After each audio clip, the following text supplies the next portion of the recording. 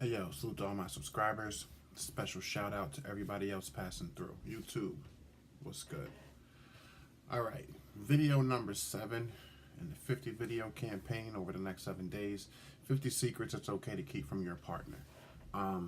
Again, for those of you just watching for the first time, came across an article on MSN. Article titled 50 Secrets It's Okay to Keep from Your Partner.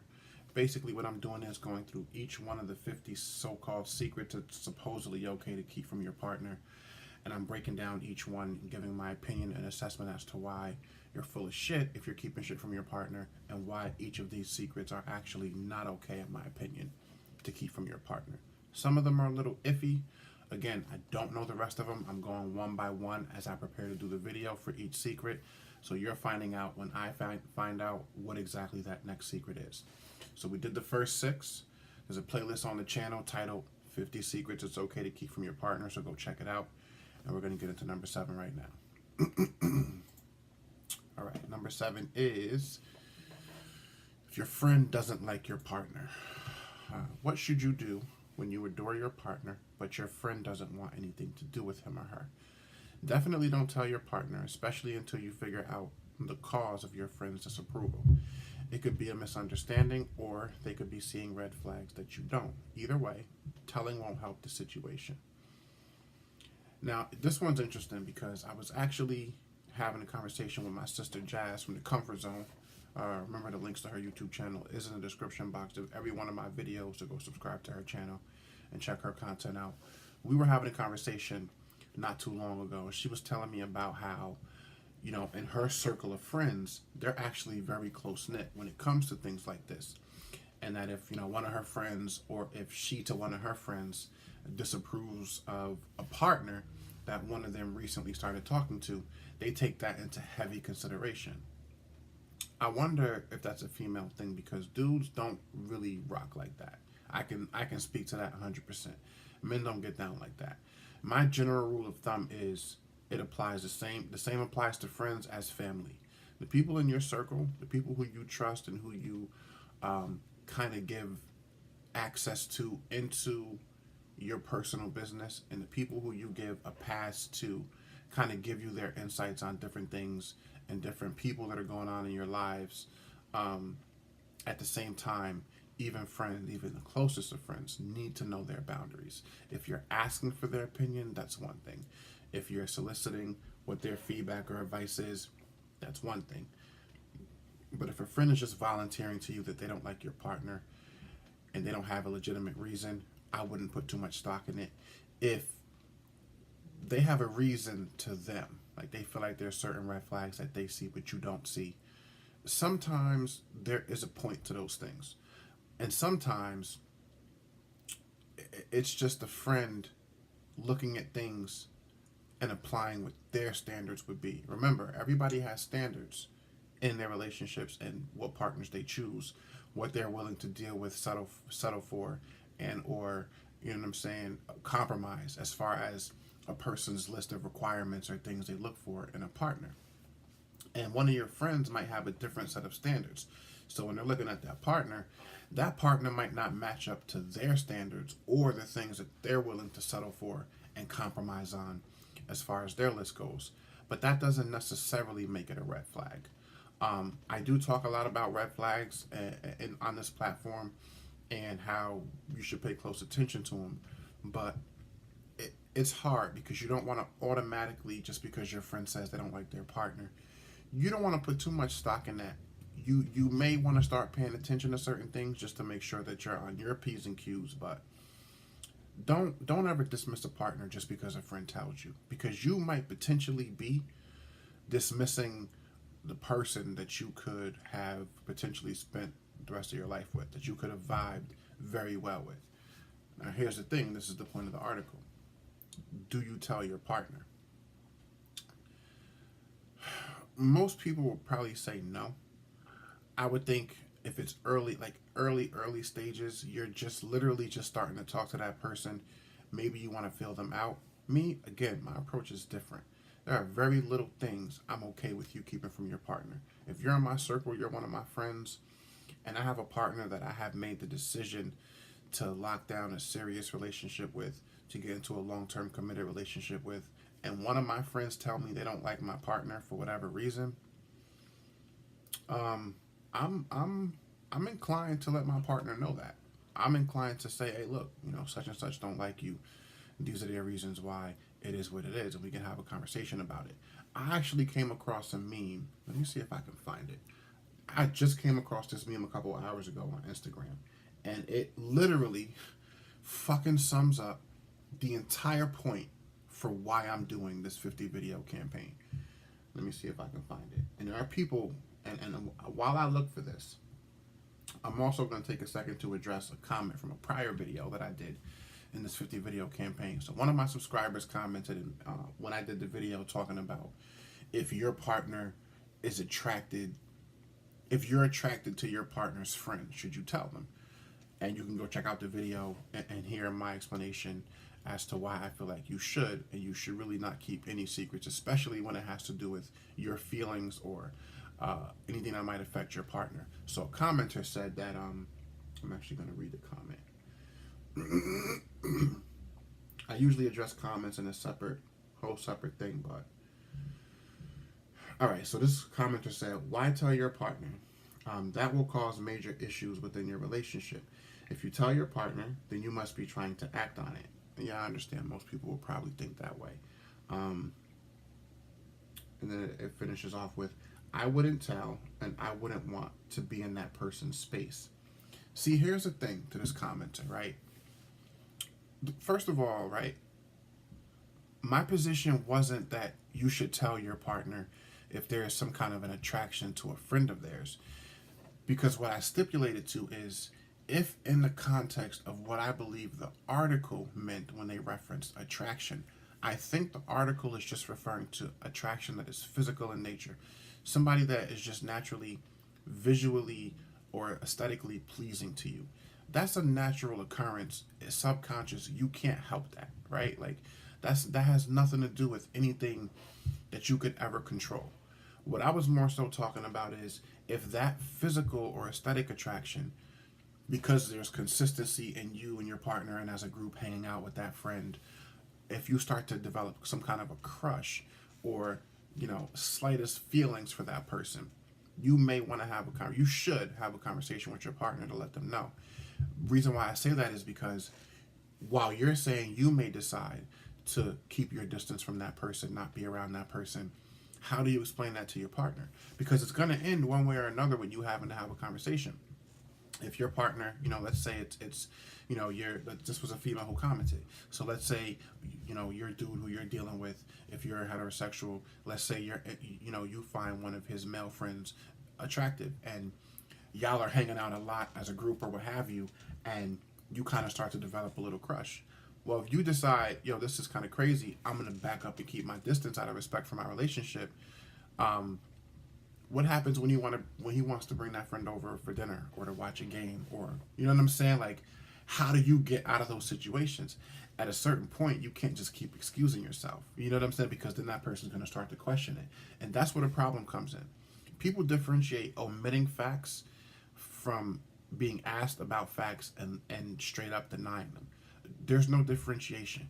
If you omit or leave something out, that's just as much a lie as if I ask you about it and you deny it. So when that partner comes to you and says, "Yo, what's going on? Like, you usually always hanging out with us the past couple months, the past 4, 5, 6 times.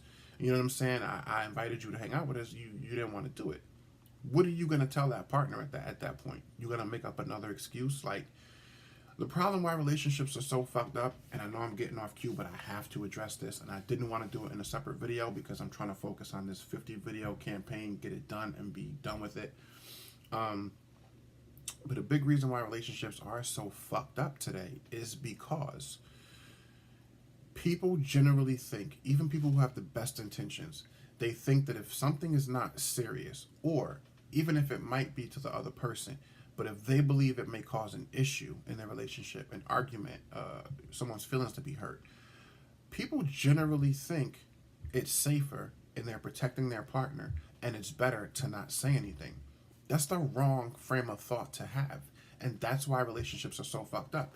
If you can't be open enough and respectful enough of your partner and care enough about the union and the relationship and the potentiality for that relationship to grow enough to be completely transparent with that partner, one, you're potentially missing out on a chance to grow with someone and have the type of connection where nothing phases that relationship. But because so many people think they have to lie to protect someone, or it's better to lie or to not say something because it may cause an uncomfortable conversation. That's why shit is so fucked up. Because people carry that mentality from small things into big things. If you're not willing to have an uncomfortable conversation with me about something small, then I definitely can't count on you to be loyal and have a conversation with me when it's something serious, something big that will affect the relationship. And I don't subscribe to that way of thinking. Excuse me. If it's me, I don't care how small it is. I don't care how big you think it is. I don't care how fragile you think my ego is or how sensitive you think I am. I would rather you tell me of something that could potentially affect me and let me make the choice how I want to approach it. Because if you tell me, and if I blow it out of proportion, if I, come at you crazy, then that's on me. You can put that off on me. But if you don't, and somehow, some way, shape, or form, even if it's, 2 years later and we happen to get drunk and everybody's joking around and some shit comes out, no matter how small it is, I'm going to look at you crazy, because once I find out a person has been lying to me or not being completely 100 with me about shit, no matter what it is, the way I look at them changes. And once that starts to happen with a person like me, you can't get that back. And I'm not the only person out there who's like that. I think people need to get out of their own way and stop looking at information and shit that you should or shouldn't tell a partner from your perspective, from what you think is going to happen, and start looking at it from the perspective of that other partner. If they're the kind of partner who wouldn't want to know, they don't care, fine. But if you know that that partner has communicated to you, yo, whatever we ever have to go through, whatever issue, whatever small, I don't give a fuck what it is, let me know. I want to know. And you don't tell that person, that's a violation. Clear cut, point blank, period. It's a violation. Now, as for this, yes, you should tell your partner, depending on where you are in that stage of the relationship. If you have a friend that doesn't like your partner, you're just asking for trouble. Like, you're just asking for trouble, because especially the closer that friend is to you and the closer you become to that partner, one, you're going to damage a friendship, or you're going to damage a relationship, because at some point you're going to have to pick and choose, you know what I'm saying, on when to hang out with one person versus the other. And that shouldn't have to be the case. You know what I'm saying? It shouldn't have to be.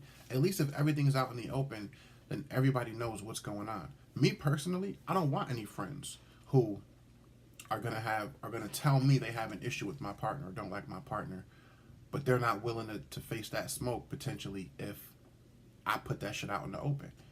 You know what I'm saying? Like, I don't want people like that in my circle. Like, if you have issues with some shit, then those issues are legitimate. And if you're a friend of mine and you genuinely are telling me you don't like something about my partner because of my choice in character and because of how I choose my friends, I'm going to feel like you're being 100% genuine with me. And I'm going to feel like that is coming from a real place. Now, if you're not willing to stand up and stand behind that, if you want to hide from that, then that shit must not be coming from a real place. It must be something shady. I stand behind everything I do and say. I don't give a fuck if it's right, wrong, or indifferent. I don't care if it's good or bad. I don't care if you agree with it or not. I don't care if you think it's disrespectful or if you think it's rude or mean. If I say some shit, I'm going to stand behind what I said. If I do something, no matter what my reason or excuse for doing it was, I'm going to stand behind what I said. So this is another example of something that I don't think... See, the way y'all approach relationships is crazy.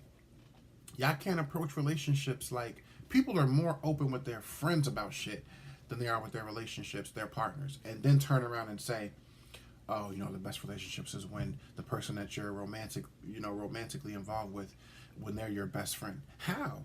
If you're approaching that situation like, I can't tell them this, I can't tell them that.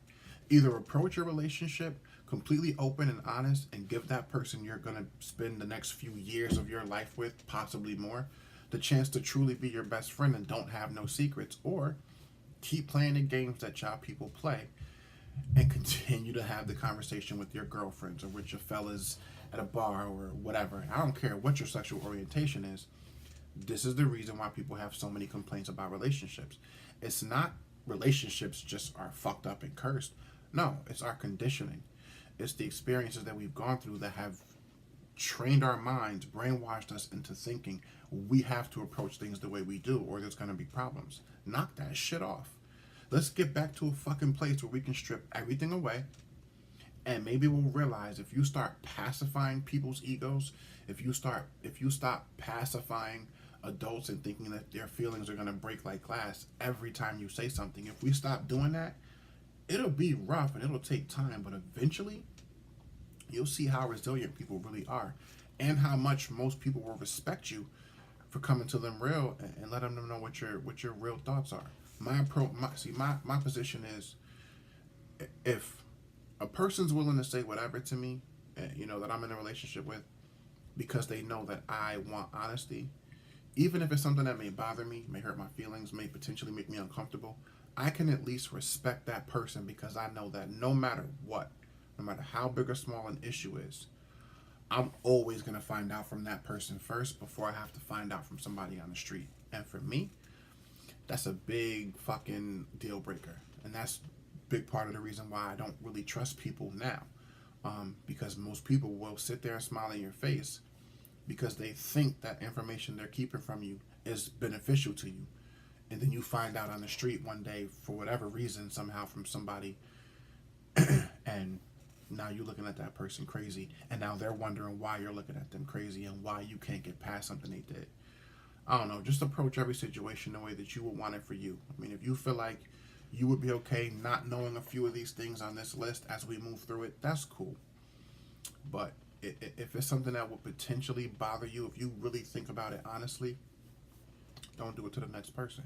And plus, also respect your partner's wishes. If they communicate to you like I would, I'm the kind of person who will communicate in the beginning, like, look, I don't give a fuck what it is. If it has to do with me in any way, shape, or form, if it could potentially affect me, be real and be open and honest with me about it.